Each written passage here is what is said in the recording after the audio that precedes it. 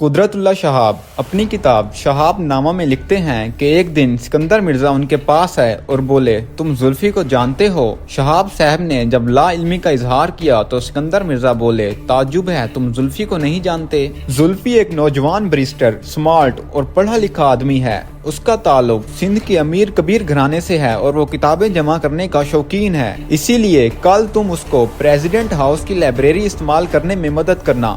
شہاب صاحب لکھتے ہیں اگلے روز ایک نہایت خوش لباس، خوبصورت اور شوق صفت انسان میرے کمرے میں وارد ہوا۔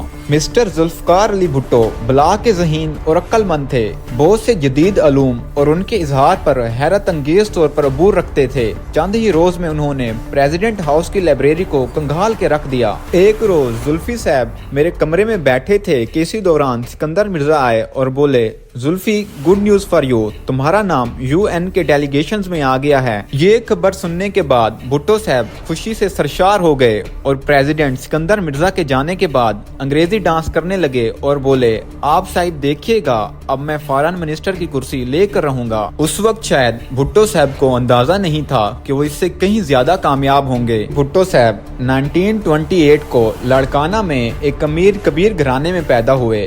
ان کی امیری کا اندازہ اس بات سے لگا لیں کہ جب سندھ کا فاتح انگریز سر چارلس اپنی سواری پر سندھ کے دورے پر نکلا تو اس نے صبح اپنے ڈرائیور سے پوچھا ہم کس کی زمین میں ہیں؟ تو اس کے ڈرائیور نے بولا سر ہم بھٹوز کی زمین میں ہیں۔ سر چارلس نے اپنا سفر جاری رکھا اور پھر شام کو ڈرائیور سے پوچھا ہم کس کی زمین میں ہیں؟ اس پر ڈرائیور پھر سے بولا سر ہم بھٹوز کی زمین میں ہیں۔ بھٹو اپنے خاندان سے باہر شادی نہیں کرتے تھے۔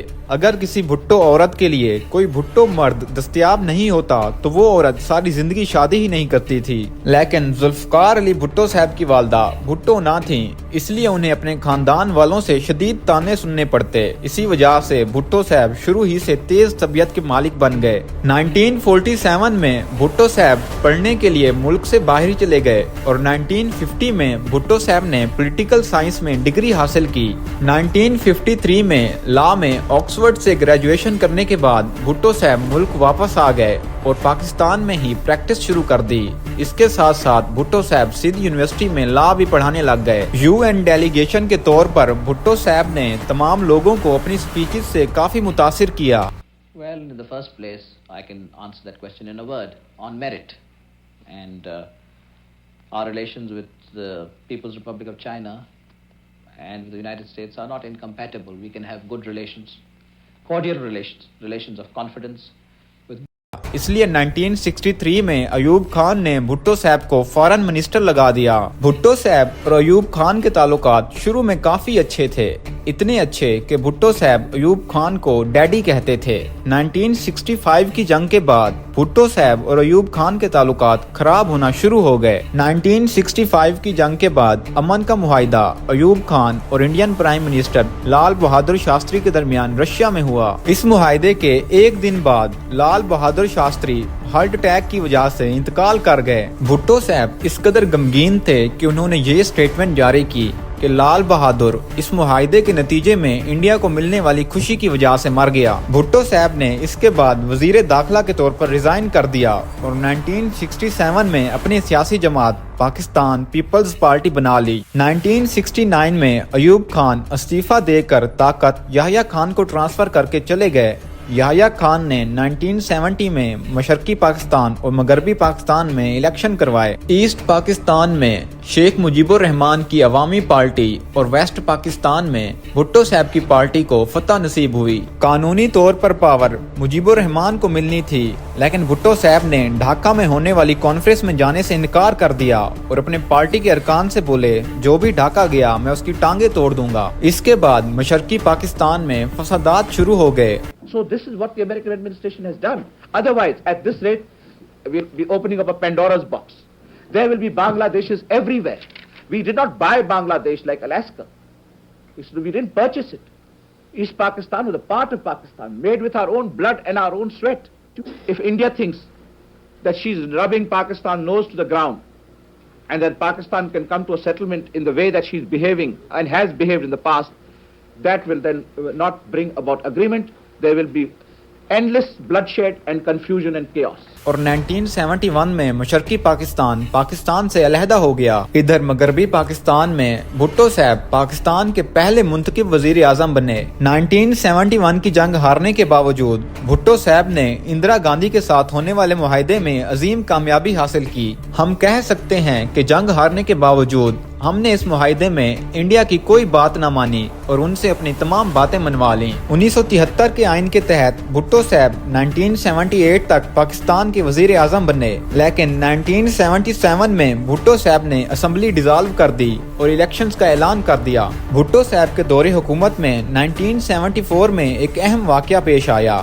احمد رضا قصوری بھٹو صاحب کے پارٹی کے ممبر تھے، لیکن اس کے باوجود بھٹو صاحب پر شدید تنقید کرتے تھے. بھٹو صاحب شروع ہی سے تیز طبیعت کے مالک تھے اور اس دوران جو بھی بھٹو صاحب پہ تنقید کرتا تو ایف ایس ایف جو کہ بھٹو صاحب کے جیالوں کی پارٹی تھی وہ تنقید کرنے والوں کی صحیح طبیعت صاف کرتے. احمد رضا قصوری صاحب باز نہیں آئے تو بھٹو صاحب نے انہیں اپنی پارٹی سے نکال دیا. 1974 میں احمد رضا قصوری صاحب اپنے والد اور والدہ کے ساتھ گاڑی میں کہیں جا رہے تھے کہ اچانک گولیاں چلنا شروع ہو گئیں. ان گولیوں کے نتیجے میں احمد رضا قصوری صاحب کے والد احمد شاہ مارے گئے. احمد رضا قصوری نے یہ سارا الزام بھٹو صاحب پر ڈالنے کی کوشش کی اور ان کے خلاف قانونی کارروائی بھی کی، لیکن کچھ فائدہ نہ ہوا.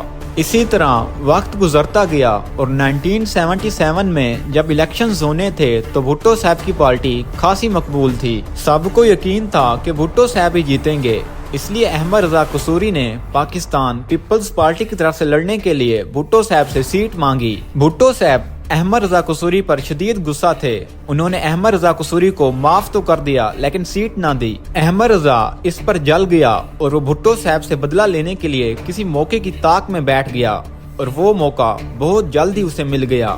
1977 کے الیکشنز میں ایک طرف بھٹو صاحب کی پارٹی تھی اور دوسرے طرف پورے پاکستان کی پارٹیز نے الحاق کر کے PNA یعنی پاکستان نیشنل الائنس بنا لی. اس کے باوجود الیکشنز کے نتائج بھٹو صاحب کی پارٹی کے حق میں آئے. 200 میں سے 155 سیٹیں پاکستان پیپلز پارٹی نے جیتی اور PNA کے حصے میں صرف 36 سیٹیں آئیں. پاکستان نیشنل الائنس نے دھاندلی کا الزام لگا کر ملک میں دنگے فساد شروع کر دیے اور ہر شہر بند کروا دیا. بھٹو صاحب نے PNA کے تمام مطالبات مان لیے اور دوبارہ الیکشنز کرانے کا اعلان کر دیا. 5 جولائی 1977 کو PNA اور پاکستان پیپلز پارٹی کے درمیان مذاکرات فائنل ہو گئے اور 6 جولائی کو دونوں طرف سے بس سگنیچر ہونے تھے، لیکن 5 جولائی کی رات کو ہی ضیاء الحق نے ملک میں ہنگامی صورتحال کا اعلان کر کے مارشل لا نافذ کر دیا. ذوالفقار علی بھٹو کی عوام میں مقبولیت دیکھتے ہوئے ضیاء الحق نے بھٹو صاحب سے جان چھڑانے کا کوئی بہانہ ڈھونڈنا تھا اور یہ بہانہ انہیں احمد رضا قصوری کے باپ کے قتل کی صورت میں ملا. On everyone's minds is, will Mr. Bhutto be hanged? Justice must be done, and nobody is above the law according to my conviction, whether it is Mr. A, Mr. B or General Zia-ul Haq himself, and justice must be done. اسی کمزور سے case کو لے کر 1979 میں بھٹو صاحب کو پھانسی دے دی گئی. اس کے بعد اگلے 9 سالوں تک ضیاء الحق نے ملک پر حکمرانی کی.